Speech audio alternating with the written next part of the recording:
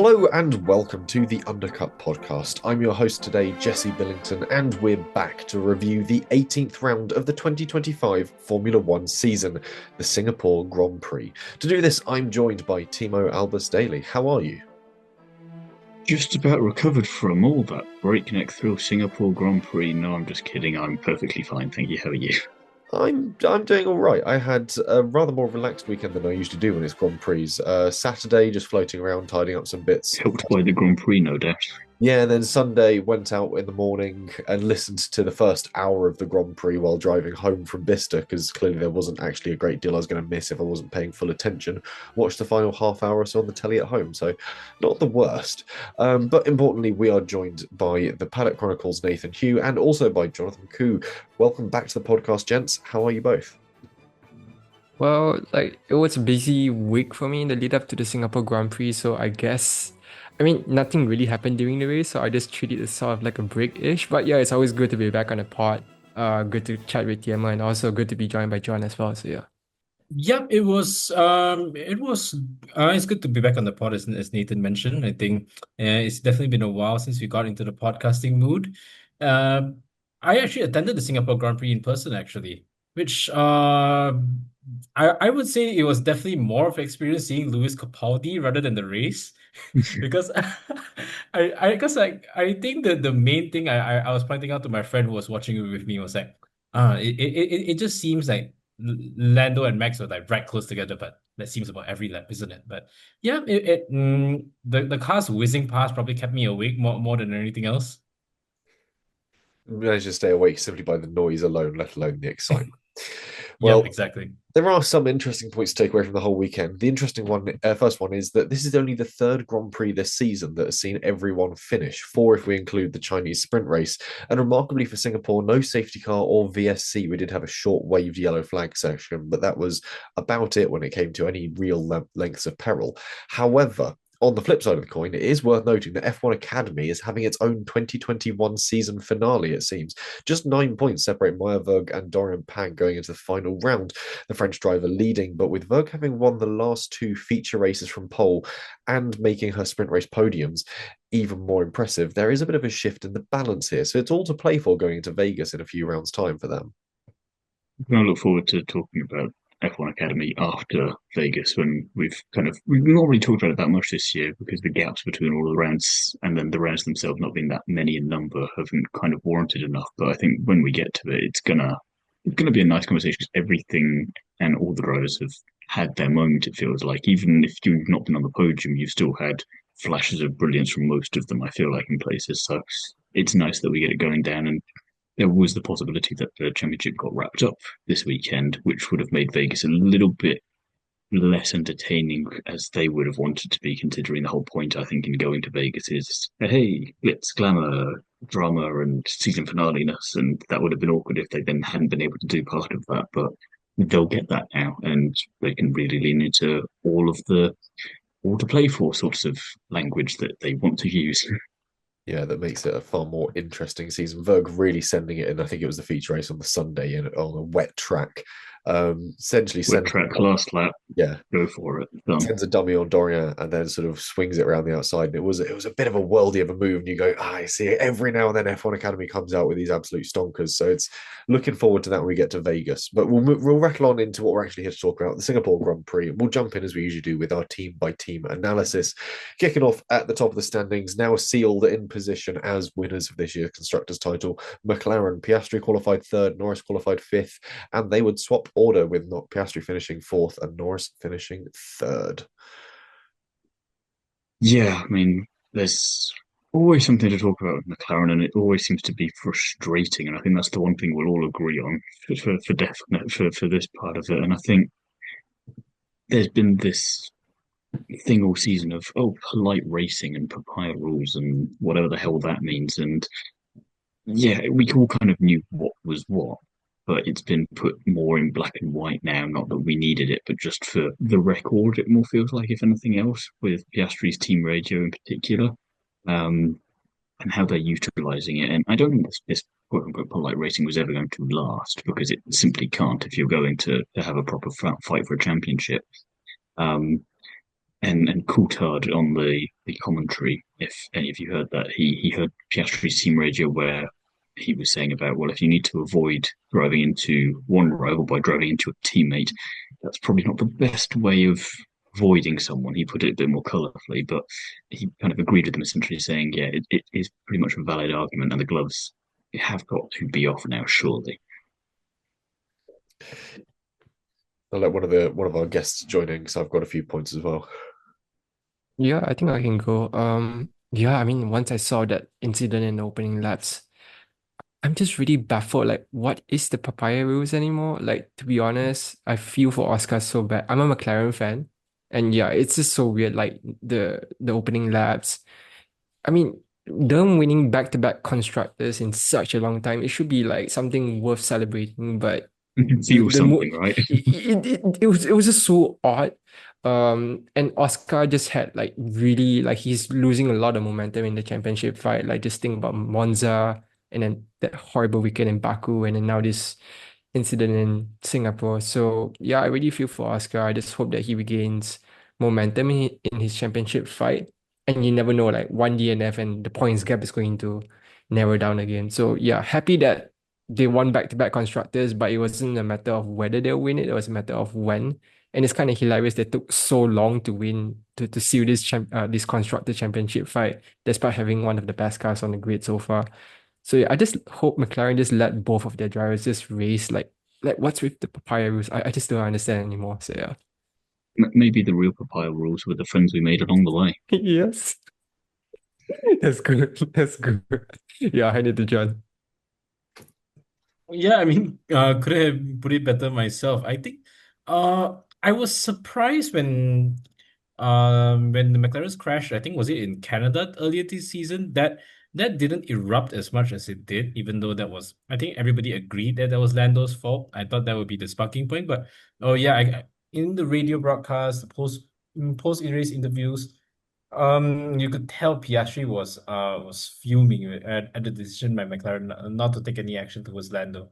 And I mean, there have been some suggestions as well, like why weren't they allowed to swap? Why did I think although there was one point there was a situation where Lando was given first option to pit, which I think was fair because I think he was the lead car in that situation, so fair enough.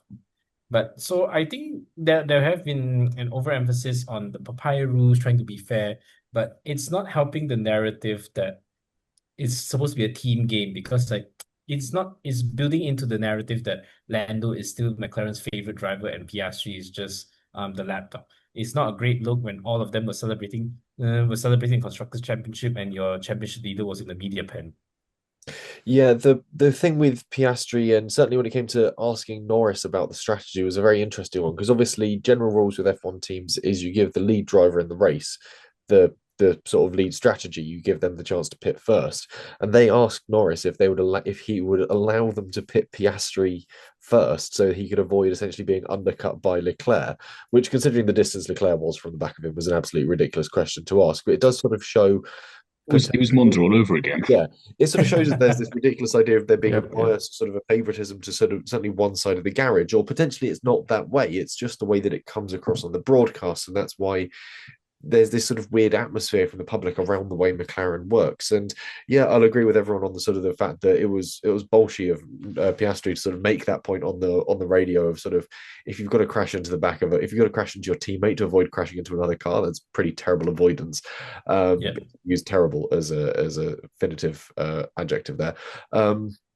But yeah, it was a big move from Norris, and he's lucky that it stuck with no lasting issues, especially when you consider the angle that front wing end plate was at for the entire Grand Prix. At previous races in previous seasons gone by, Magnussen was religiously meatball flagged for having a wing in that. You can hear Günther Steiner through the years from Kota, can't you? On the team radio going, why are you not doing something about it? How that wasn't meatball flagged. McLaren got incredibly lucky they didn't have to do a front wing swap. So I think they lucked into that one. Otherwise, it was a conventional race from them. But the pit wall, up until this point, really ought to have taken charge of races, made concrete decisions, and made drivers obey it. Because if you leave the drivers to pick, they're never going to agree on what the strategy should be. They're always going to pick the one that favours their race. Now, with the constructors out of the way, maybe we'll see a shift from the niceties of present to something a little more cutthroat as the drivers are let off the chain, left to go and fight for the championship. And I really hope it's that way. I really hope. If the It next race some weird papaya will come back again, I'm gonna be like, do it. The constructor is done. Yeah. it would be hilarious if this allows Verstappen back into the championship. I know. the Yeah, risk, Well, yeah. I was just thinking Piastri turn one in Kota. Oh, sorry, I've just driven into Lando because I was avoiding someone else. Right. Quote unquote. Like, nothing I could do, guys. And then Right. Max just kind of goes on by and just like, yeah, Yeah. that's fair. yeah, because Though as we said, speaking about strategy, I was a little bit worried like there'll be a repeat of Monza again, especially when because Norris was in the lead and they asked him, do you want to pit first or would you like your teammate to pit? And then with Leclerc behind as well. So I'm just like, oh please, like, let's not have another Monza again. So yeah. it I, happens sort of in the I, first one. I mean, like the McLaren pit wall and everything, they haven't been winning any favors. They've been probably taking too many lessons from the Ferrari pit wall sometimes. Yeah, sort of McLaren is very much a case of too many questions, yes or no, and you're sort of like, yes, stop talking to me. You can see why sort of Piastri got to the end of the race and mid sort of congratulations from Zach Brown unplugged the radio from his helmet. I was like, Yeah, I saw that that. says everything you need to know about how Piastri's feeling right now in one swift and simple move. But obviously, coming up Singapore, Norris has a 22-point deficit to his teammate.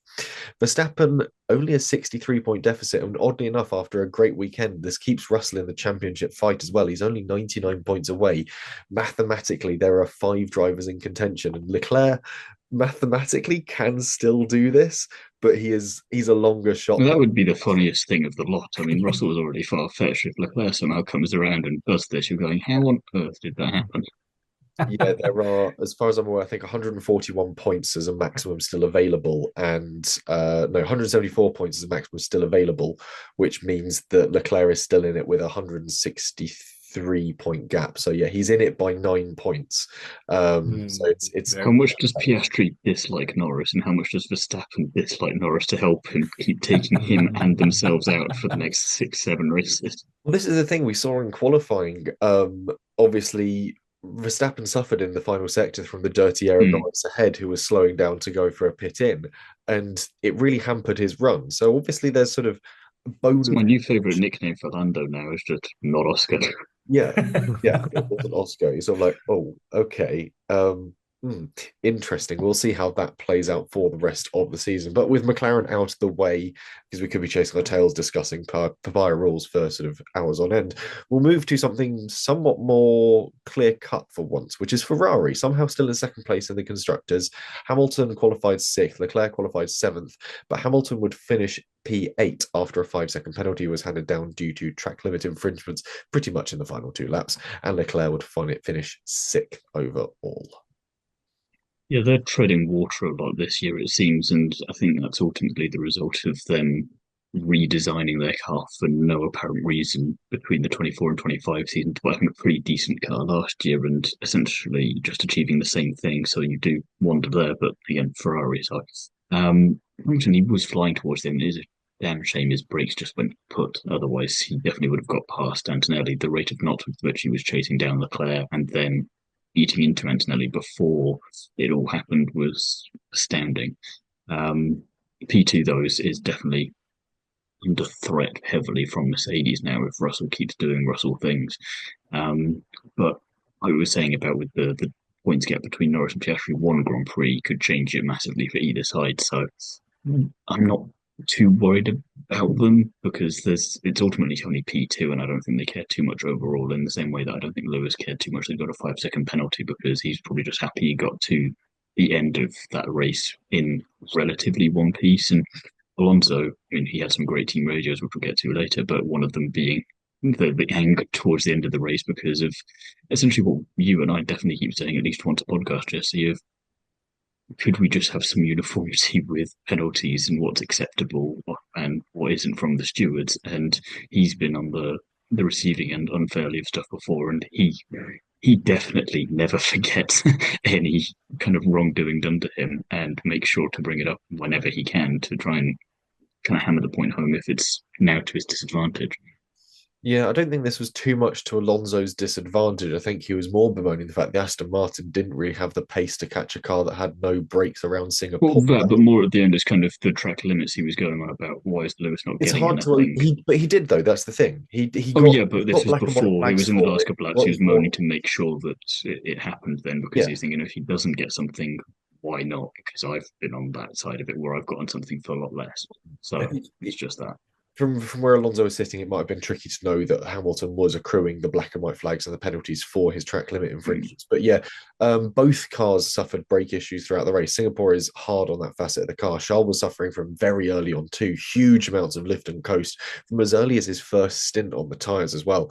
Lewis's problem was exaggerated when he stopped for those fresh tyres. We actually saw it as he swapped positions with Leclerc. The dive into turn one, you get that huge puff of sort of black grey smoke out the front axle. That's just the brake pads absolutely giving up the ghost at that point.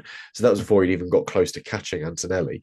And yeah, it was impressive that he caught Antonelli with failing brake pads at that point. And that second stop for fresh tyres renewed the grip levels, now loading even more onto that front axle, even more into those already warm brakes. So it wasn't really a surprise that by the time he caught Antonelli, it was pretty much metal on metal contact, and it was never going to end well at that point. So yeah, I think the more impressive fact is that Lewis brought home a racing car around Singapore with no brakes without stuffing it into the wall. That's great adjustment on the brake balance and really turning up the engine's sort of ability to recharge and use that MGUK unit to its full advantage to really harvest the energy and get the car slowed down. But yeah, Alonso annoyed at it, but in a competitive season, he would have done exactly the same, limping a car home because you know he's in the points and know that he's going to cling on to something. Alonso would have driven exactly the same way.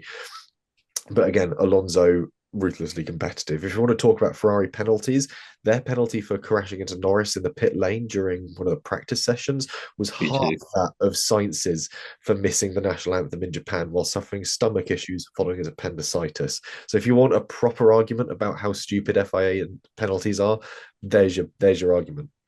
In the FIA's defence there, though, that was funny with the pit lane incident. Oh yeah, it was funny, but it does show just how stupid potentially fining Carlos Sainz €10,000 is. I think that the only solace we can take from that is, well, Ferrari has it's all monetary anyway, so it doesn't really affect the action on track. But yeah, I think we can all agree that the FIA has always never been known for consistency, besides the sheer fact that it's always inconsistent. Yeah. But I mean, for Ferrari's race itself, I was actually surprised that when Leclerc jumped Antonelli and like on all the hustle and bustle in turn one, he was actually holding off Antonelli for pretty much the whole entire first stint. And if I'm not mistaken, yeah, actually the undercut actually cut into a bit of Piastri's gap, but then of course that there was no way to catch him. But then I think Antonelli did. We'll come to Antonelli later, but I think Leclerc was doing a pretty decent job holding Antonelli behind until he was just dive bombed into, I think, was it turn one? Or and then I think that's where it gave up, and that's where Ferrari decided to stop the cars, which fair enough. Hamilton had the gap anyway, so it was worth a try, but with the failing brakes, there was not much we can do. As much as I like to give Ferrari grief for all the creative strategies that they do, like this one, I can't really blame anything besides the car just wasn't good enough. Yeah, I think echoing John, I think Carlos won here a couple of years, just literally a few years in 2023, right? If I'm not mistaken, the only non-Red Bull winner for that season. And now to see that the car just lacked pace, like it was just it was just slow. They didn't qualify well in a track like Singapore where track precision is pretty much king. Um, they really didn't make an impression in the race as well. And paired with, Lewis's brake failure towards the end.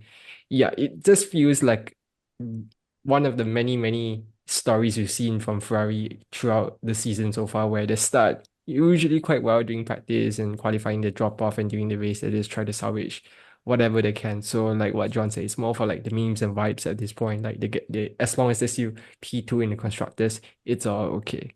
So yeah, but I Well, that's mean, the thing, right? You do all of this. You go for a completely different design from last year over the winter break. You have a new driver come in with all that worth of experience. You're doing all these personnel changes, and you essentially just end up in the same place. yeah, Doing exactly. You've not gained much. You've not really lost too much of anything, Yep. and you kind of go, well. we're doing well, but also we're not making an impression. And Exactly. everyone just kind of scratching their heads going, so what was the point?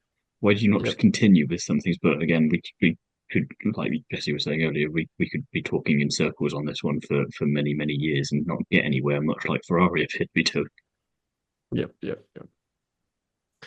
Yeah, it's a chasing your tail point when it sort of comes to arguing with Ferrari. I think they were lucky to walk away with the points they were this weekend.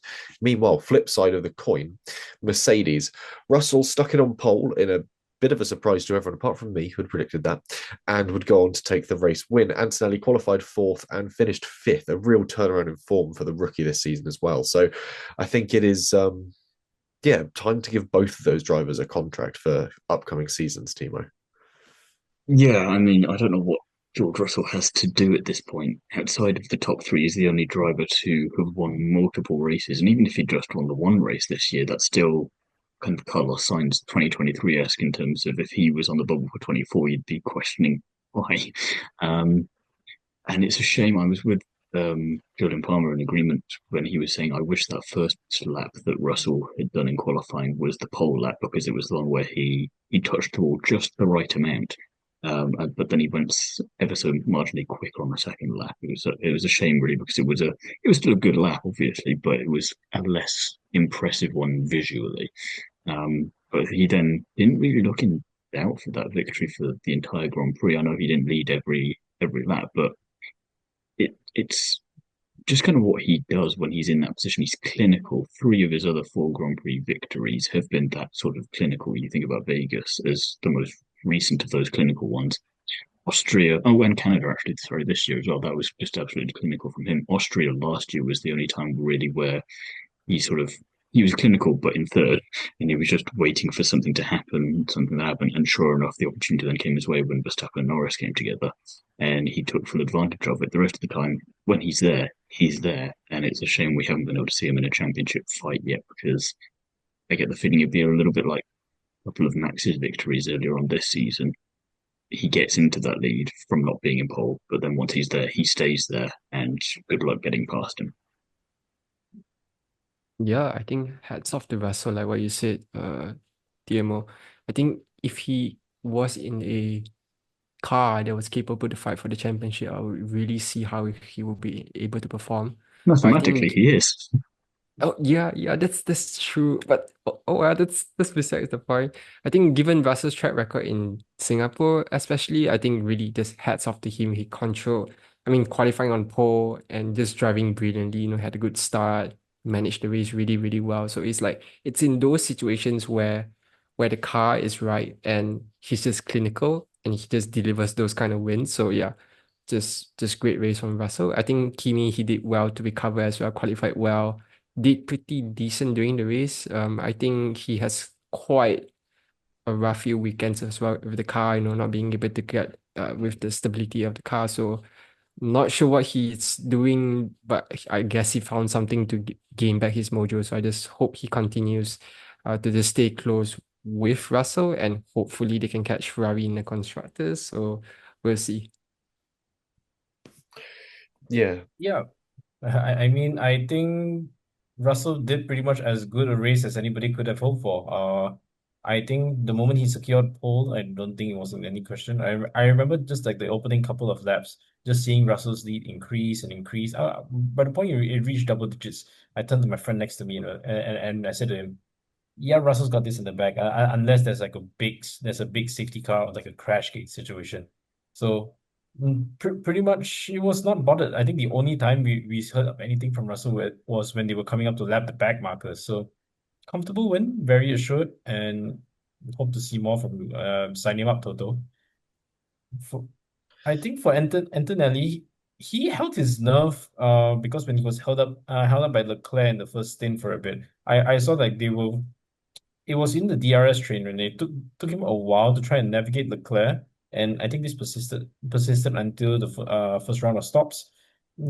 By the time made an audacious dive bomb, which was quite a brave move, and kudos to Kimi for pulling it off. But then, following that, I just don't think that Piastri or Norris were just anywhere being able to get caught. So maybe he could have gotten closer to Piastri towards the end, especially following the contact and everything like that. But pretty much did as he's told and did what he could. So decent race for Mercedes, and I think now they're quite comfortable for P2 in the constructors. I think Ferrari at this point will just given up. Yeah, I think Mercedes are going to be able to chase down Ferrari. They ought to be looking over their shoulder with the rate that Mercedes have got both their drivers absolutely on form. They've got the car under them. There's a big pressure on Ferrari to sort of get things right if Mercedes is going to operate at this level for the remaining sort of, what have we got, 5, 6 races still to go, plus one of them we've got sprints as well, earning bonus points. Yeah, FP2 Toto Wolff said that Antonelli will 100% be a Mercedes driver in 2026. There's no word still on what they're doing with George. It was constant questioning over the weekend whether or not that's going to happen. I think this has given him a chance to put yet another zero on the end of his price tag for the next season, especially if Mercedes do have a top running car from the off next season. This could be special.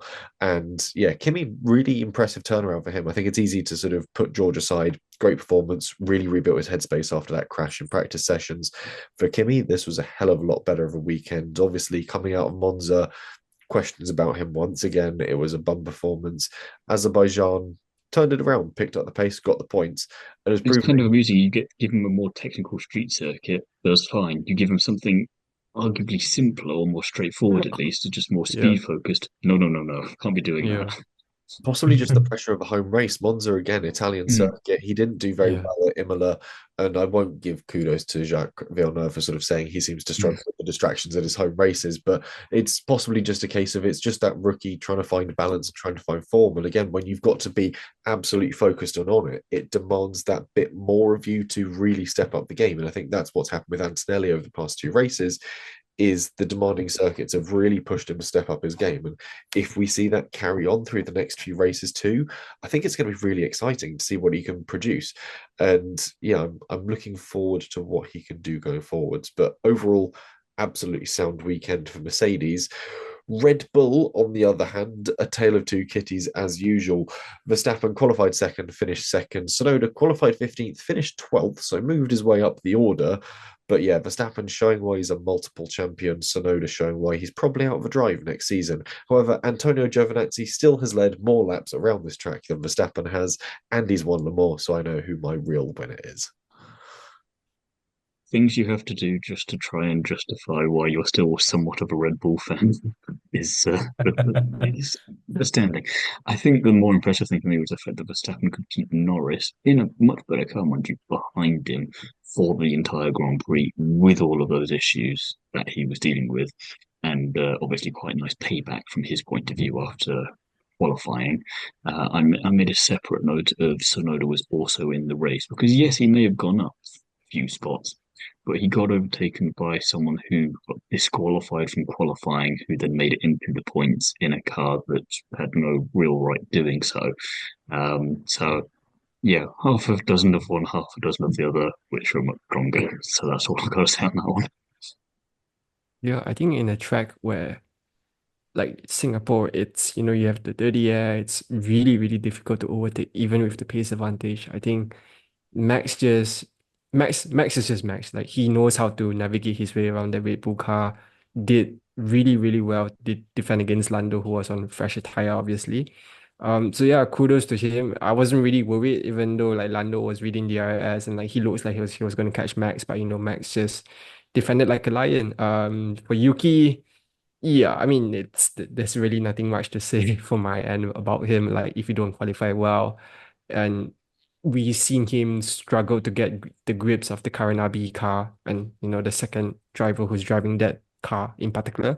So yeah, I mean it's a tricky car to drive on a very tricky track like Singapore. So really, really disappointed for Yuki because we know that he may or may not be up for a contract for 2026 as well. So fingers crossed that he will have a better race weekend the next time round. But yeah, definitely with like few races to go, he needs to deliver performances maybe like Baku again. But I don't see like apart from Baku, like he has been quite anonymous for the second half of the season so far. So yeah. Yeah, I think I'll echo what everybody said about Verstappen.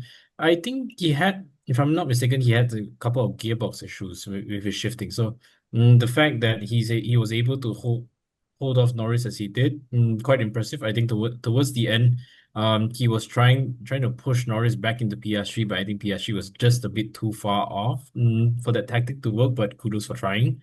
But I mean, it never really looked like he was under threat from Norris. Maybe besides one attempt from Lando, but I mean. I think Verstappen clearly had the upper hand there, even though it was an ailing car. And then probably it didn't help Yuki's confidence when he had to be, not only he started so low and got eliminated, he had to be lapped by Max as well, which definitely not the best look. So with Red Bull out the way, we'll move on to, well, Thiemo alluded to one of these drivers in his sort of discussion about Tsunoda, Williams, and both drivers disqualified. They did qualify 12th and 13th, but rear wing infraction, both cars exceeded the maximum limit of 85 millimeters on both sides of the rear wing outer area, obviously where the DRS flap activates. Literally, the FIA have a metal ball on a stick. They poke through the slot gap just to check it's the right height. And unfortunately, it failed. So both Williams had new rear wings fitted to the back of their cars and were allowed to start but from the back of the field. I think Albon took some additional bits as well, so took a pit lane start. Ultimately, he would climb up and finish 14th, while Carlos Sainz would go 4 places further and finish P10.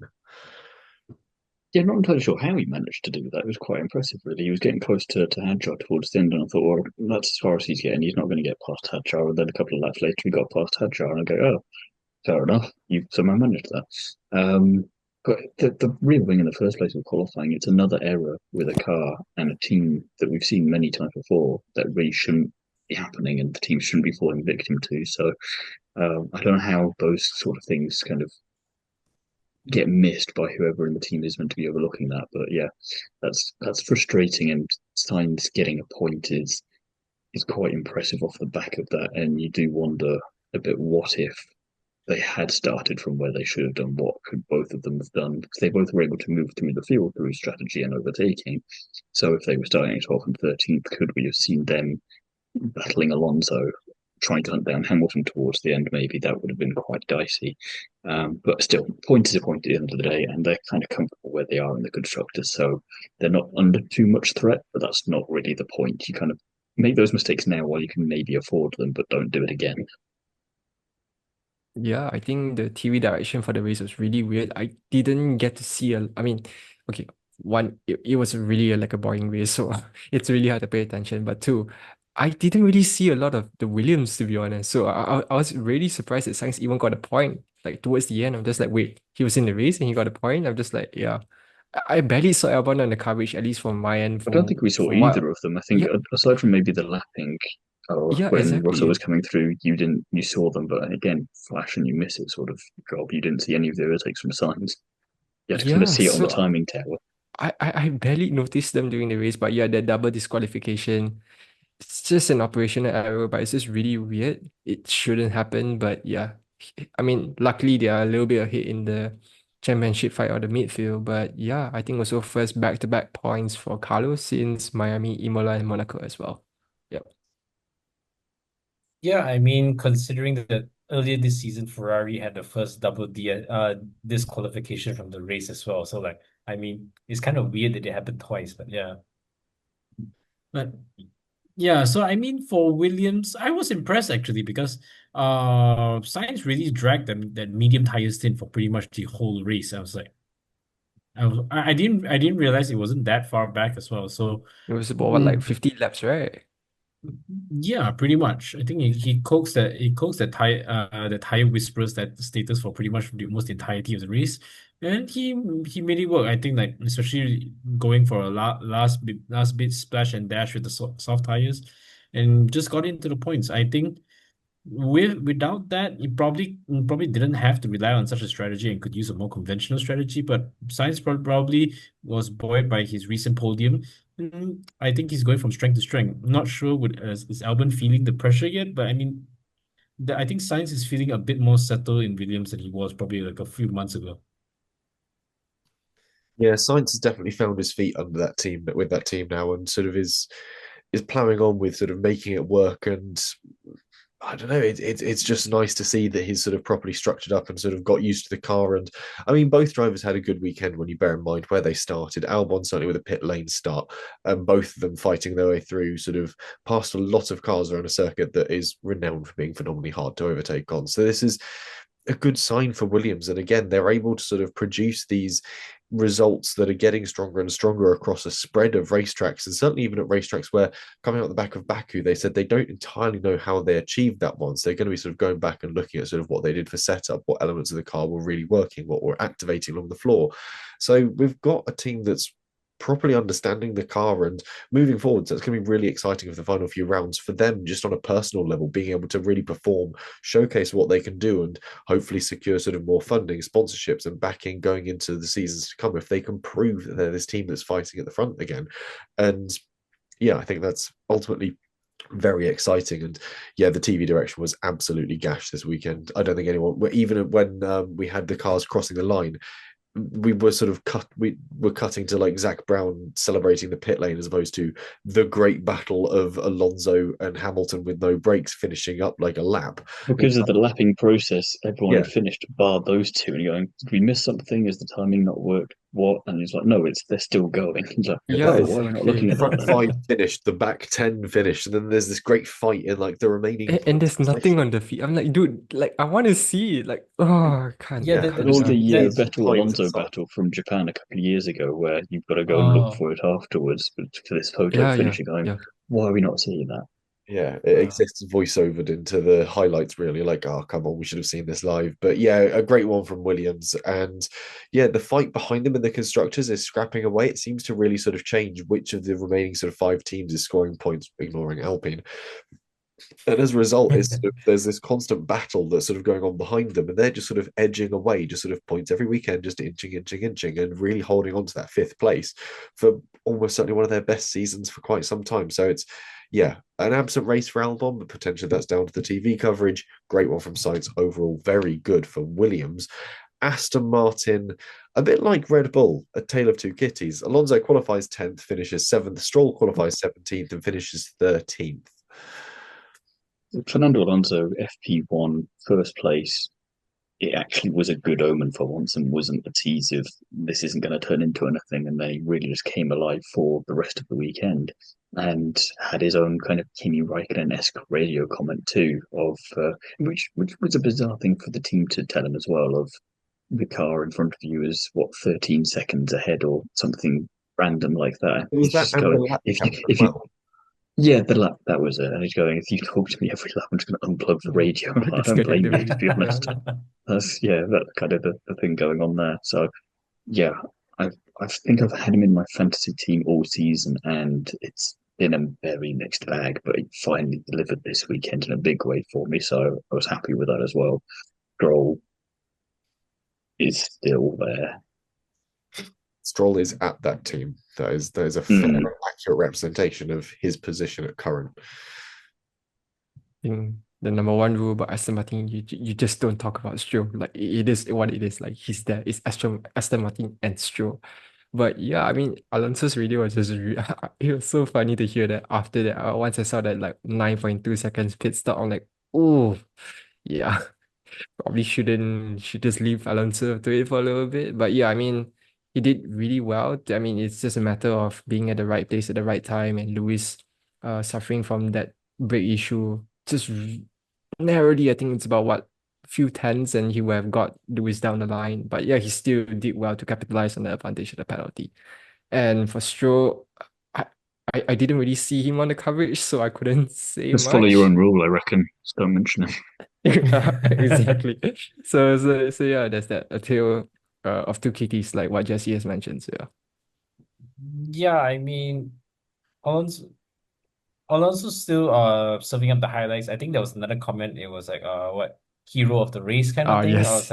I was like, yeah, you know what? At least he's keeping us entertained at least. So decent comment, and I think he made a decent recovery from after his slow pit stop. And because I saw that on the timing sheets and everything like that, he was quite a way down. So he definitely must have made some overtakes. So I was like, okay, that's decent, and at least one Aston Martin is doing something. The other one is there. It was the amusing thing as well of Lewis got the fastest lap of a 1:33 or something. His final lap was a 1:47, and then Alonso's last lap was a 1:36. Like a full 10 seconds quicker on that last lap. No wonder it was that close coming over the line. And you can tell he was really pushing for it because he doesn't trust the stewards to give that penalty. So it's like, well, I'll go and do it myself then and be, as you said, the hero of the race. Yeah, I loved Alonso's sort of spice across the weekend, and I think there's something really exciting about the fact that he is still performing and jousting at this absolutely top level. And if Aston Martin have a half decent car next season, think back to what 2022, 23, when he was sort of like a regular fixture on the podium for half a season. I think we're going to see something absolutely fascinating with what he can do with that. And he's going to be driven to achieve things with it. And I don't think at that point it really matters who's next to him, because all you're going to be doing is paying attention to Fernando Alonso. I think Alonso joining the team has been Lance Stroll's greatest advantage because no one cares that he's there anymore. Everyone's just focused on Alonso doing Alonso things weekend after weekend. Funny radio commentaries, brilliant driving, some sublime overtakes. You're like, who cares? Aston Martin have got Alonso. We're still seeing Alonso do stuff. Great. And I think that's possibly the encapsulation of what Aston Martin is doing these days. Is they're just adding a little bit of spice here and there, a little bit of Spanish zest. Meanwhile, when it comes to adding zest, or rather something that's absolutely bland and tasteless, Sauber.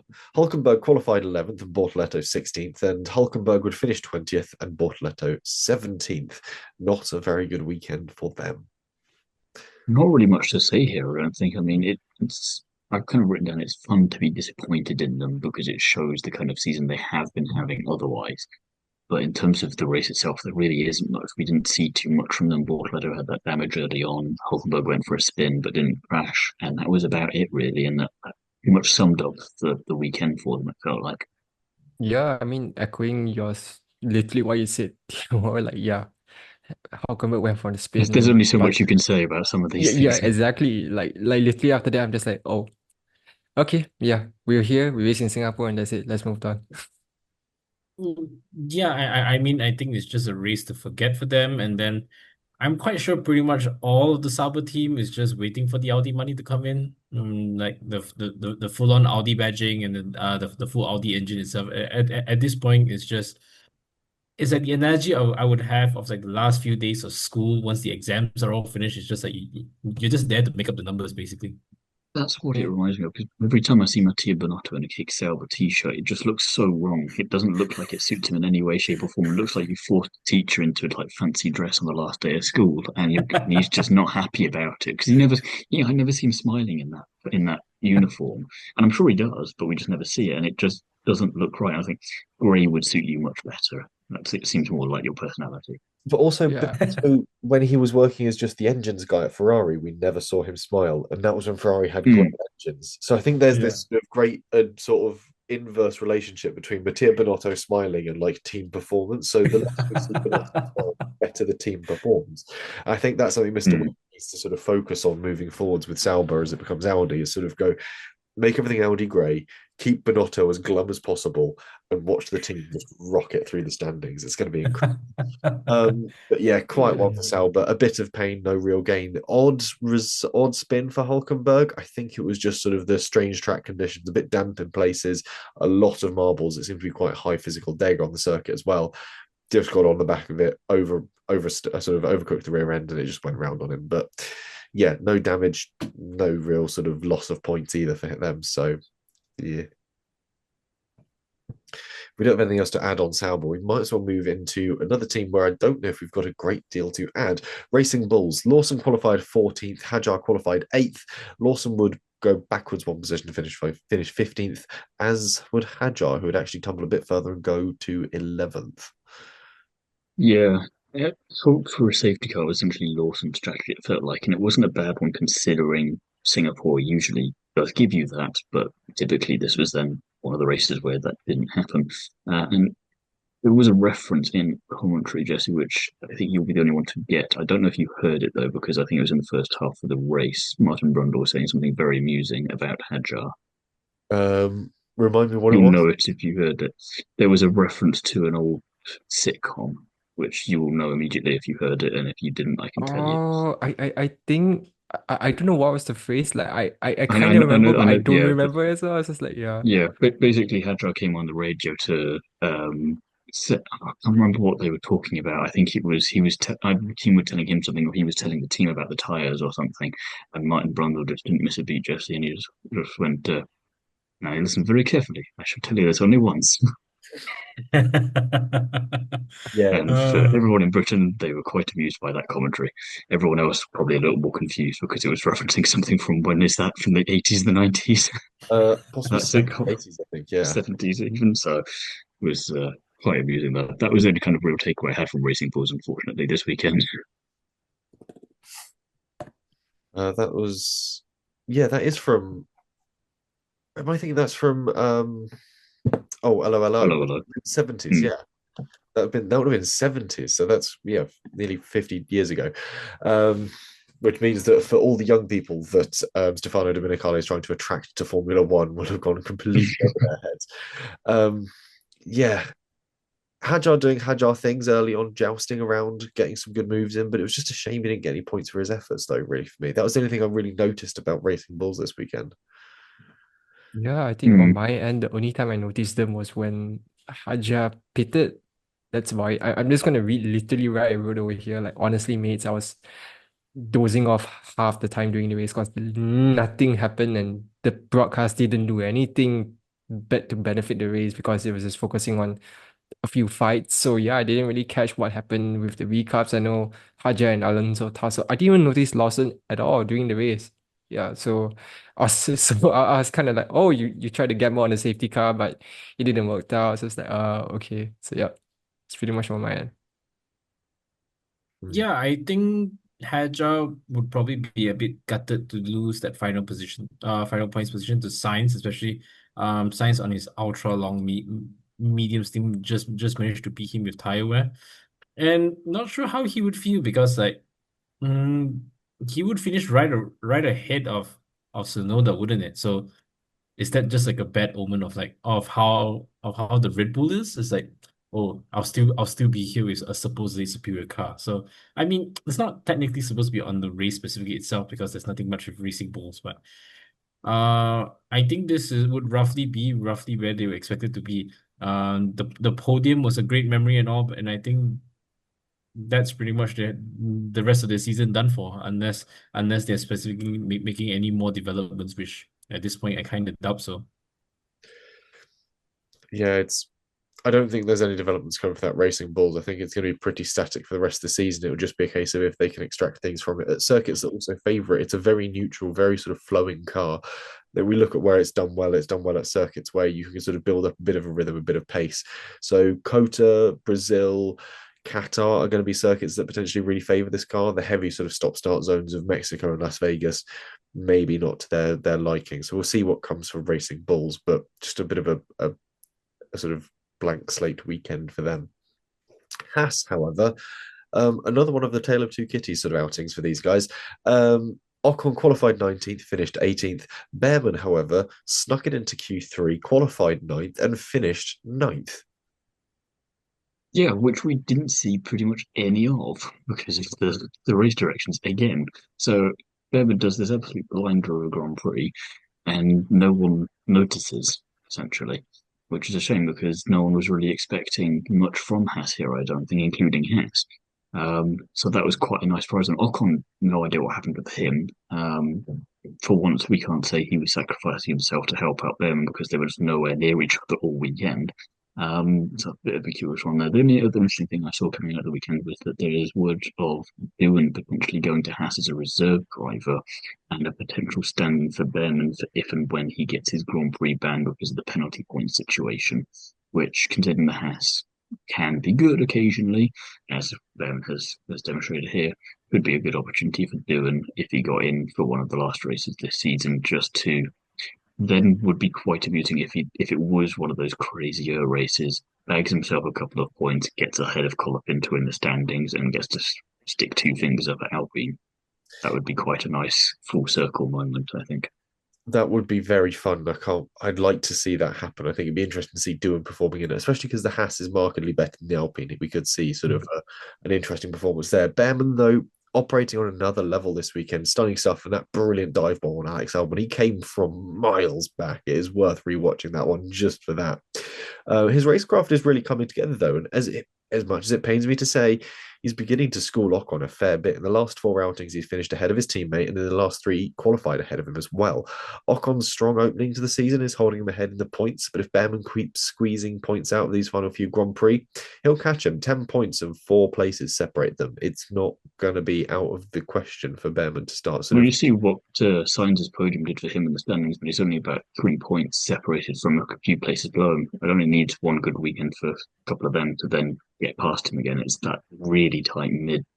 Yeah, Ocon is pretty much riding entirely on finishing 5th in Australia at the start of the season and getting a few points finishes after that to really keep him ahead.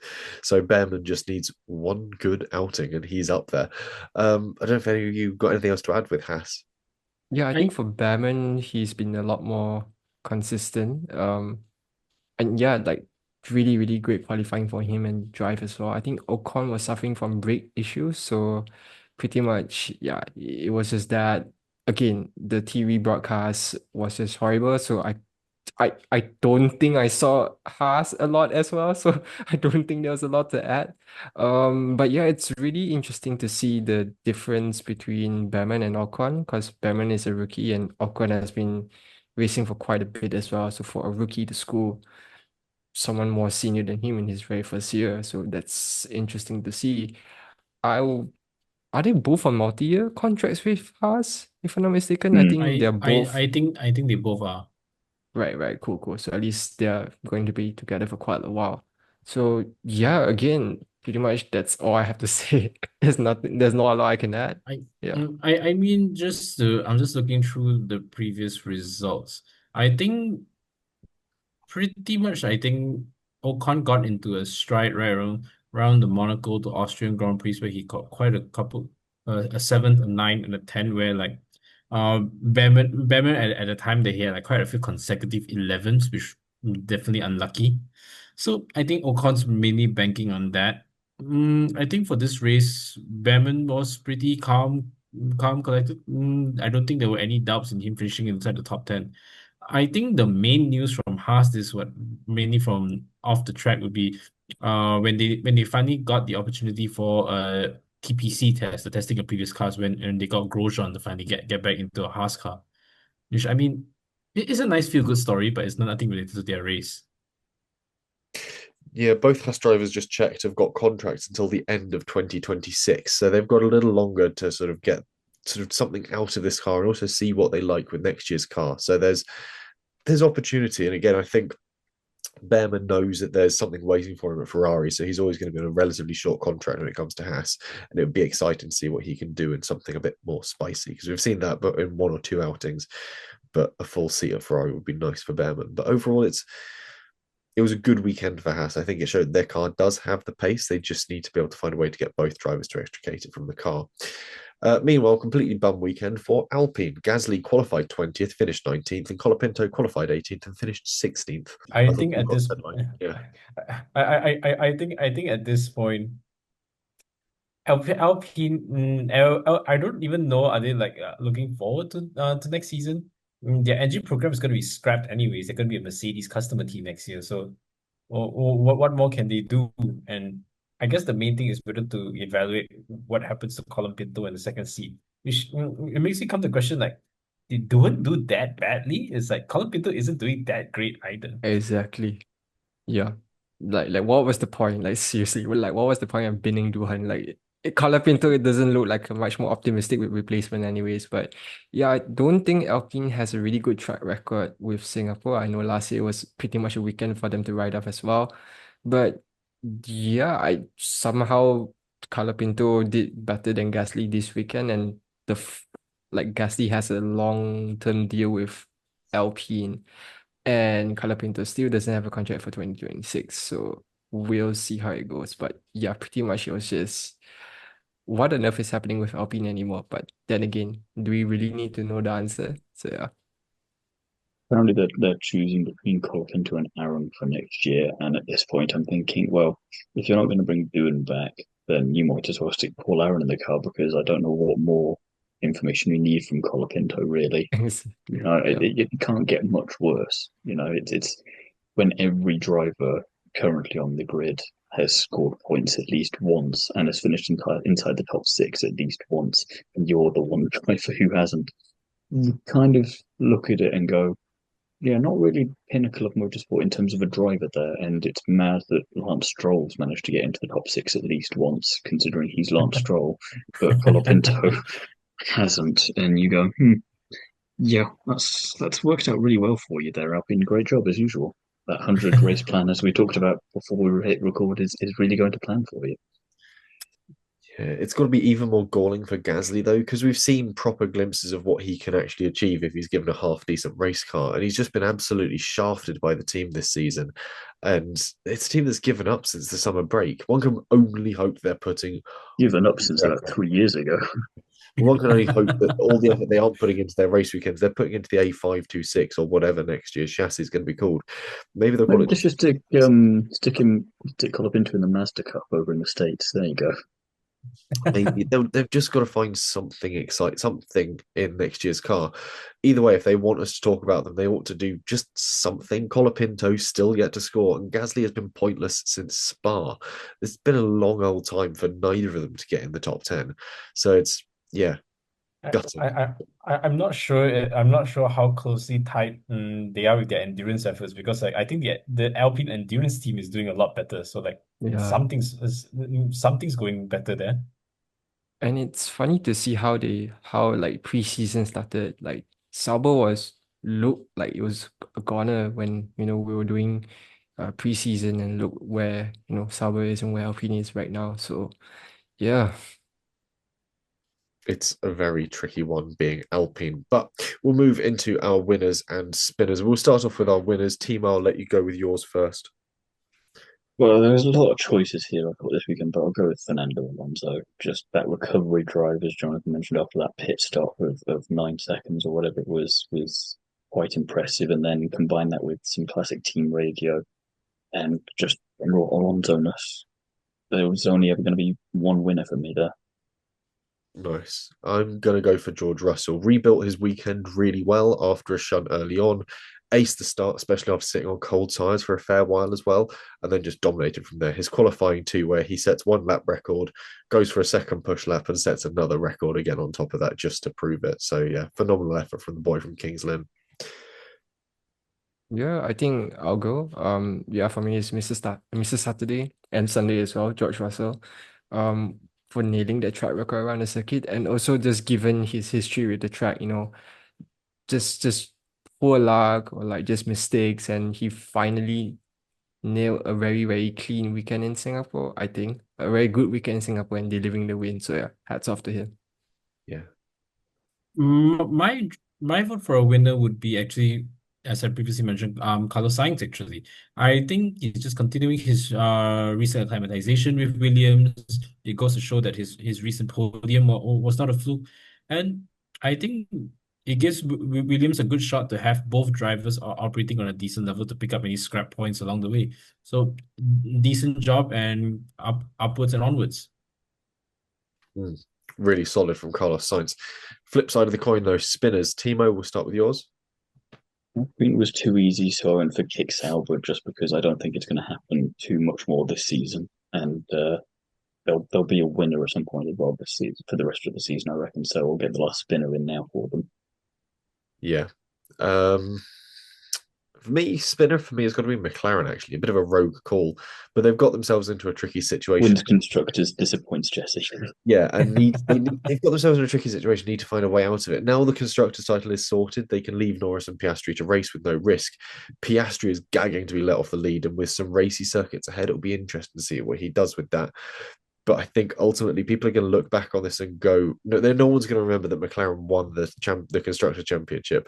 They're going to remember how messy they made the Drivers' title. And again, this is always... Start adopting his inner Brad Pitt and just take Lando out of turn 1, lap 1 every single race from now on and just go, oops. Well, this is the thing. Everyone always remembers the driver's title. No one ever remembers the The constructors. constructors, Like on yeah. a few special occasions, you never remember who won the constructors title in a certain year. Everyone remembers Brawn won it in '09. Everyone remembers that in reality, McLaren won it in '07. Oh, no, Ferrari won it in '07 after McLaren was stripped of it and all those things. But you never remember like any other year unless there's some absolute high watermark for it. This year is one of those years where it was just sort of, okay, McLaren have won the constructors, well done. But who's going to win the drivers? We don't know. And it's all that effort for naught in my mind. Yeah, I think for my spinner, it's a bit of a controversial one. I'm a McLaren fan. I'm a PS3 fan actually. I'm going to give it the PS3.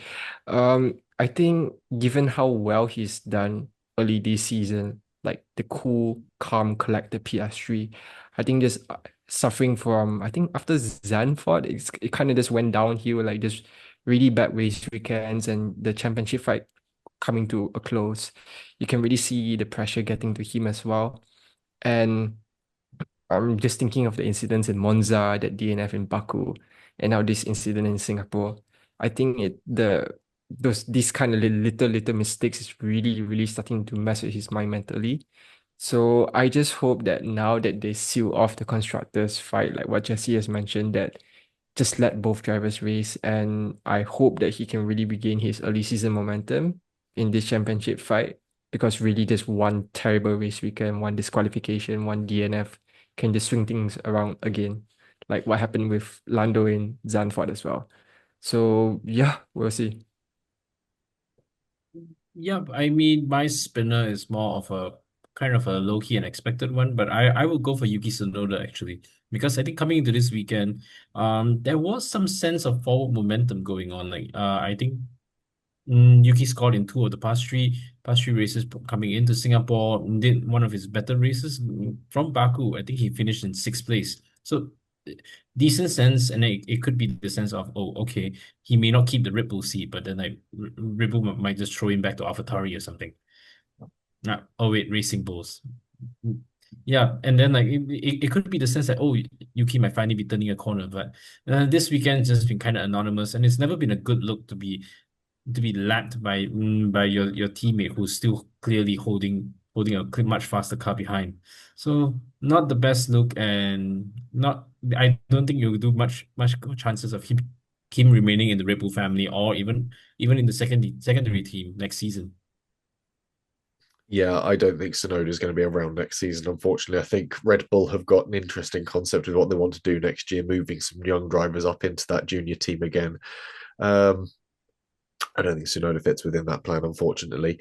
Moving on from our winners and spinners, though, to our predictions review, which saw only 2 points awarded this weekend. 1 point for me for predicting George Russell pole position, and we'll be kind and give Leah 1 point for saying Carlos Sainz in the points, because she did later rectify that to say, yeah, top 5 is on the cards for him. But we'll give her 1. Conveniently forgot that. I conveniently forgot that. I mean, it doesn't overall change the fact that I'm slowly closing in on you if I get 1 point from here on out at every race weekend and you get none, as you have been for the past few weekends. I could overtake you in the standings. I have been more ambitious than usual, whereas that is now finished for the season. I'm back to, I might have to take this seriously just for the sake of... He's locking in for a title fight here. It's all systems go. Papaya rules, Jesse, papaya rules. Meanwhile, over in Fantasy Formula One World for Singapore, Hope wins out, which is unusual. 185 points. The Cat Dads in second, 183 points, and on the curbs, 182. Very close in the top 3. Very fun. Also, Leto taking a point off me, so I was just that was the reason for that. Oh, you buggers. He's getting dropped after this weekend for that performance. Catherine's Curse P10, Jaffa Cake Racing P21, Red Bull Rejects P62, and of course Kiwi Burners P63. Change your team. Overall, the victory 3,313 points. De Ticklias 3,266 points, and Lando in third 3,134 points. Catherine's Curse remains in fifth on the curbs P9, Cargo Moustache P12, the Mixing Pot P19, Red Bull Rejects P62, Kiwi Burners P63 with now 127 points, just 952 points away from P62. I'm still surprised they've actually got a positive points tally, because they must be... Mercedes helped them massively this weekend, to be fair. 67 points of the 127 was just Mercedes this weekend, so yeah, it's still not great. I mean, when you're nearly 1,000 points off second last, it's not the best performance. It's giving Alpine a run for the money, but that's about all that you can say there, really. Someone's got to challenge Alpine. Otherwise, that is all for this episode of the Undercut Podcast. We'll be back soon with a preview of the American Grand Prix as we head over to Austin, Texas. In the meantime, though, Thiemo, where can you be found? This week you can find me over on Undercut IndyCar, where we'll have an Indy Next 2025 season review, and I've got 2 Undercut interviews out this week, one with Silvia Gonzalez-Gallego and the other with Maria Lena Pavley. So go over to Instagram to check those out later on in the week, or now actually by the time you listen to this. Yeah, it'll be about Monday evening by the time people might listen to this. Nathan, Jonathan, where can the people find you? So I'm writing for Paddock Chronicle on and off-ish, so that's where you can find me. Else I probably just post on LinkedIn. So Nice. Yeah, I think people can find me at Jonathan BW Koo on Instagram, and then I usually just write off and on for various publications, sometimes Formula One related and sometimes not. Fun stuff. And if you'd like more from me, you can find me as at Jesse on Cars online on Instagram, Twitter, and TikTok. And of course, you can find me writing for Classic Car Weekly as well. We'll have a new issue out after this goes to press. And of course, there'll be the Classic Car Weekly podcast, which we haven't recorded one in a little while, so we need to get back on the bandwagon for that. Otherwise, it's been a joy having both of you guys on joining us for the review of the Singapore Grand Prix. Thank you. And of course, like I said, we'll be back with a preview of all the action in Austin for the American Grand Prix.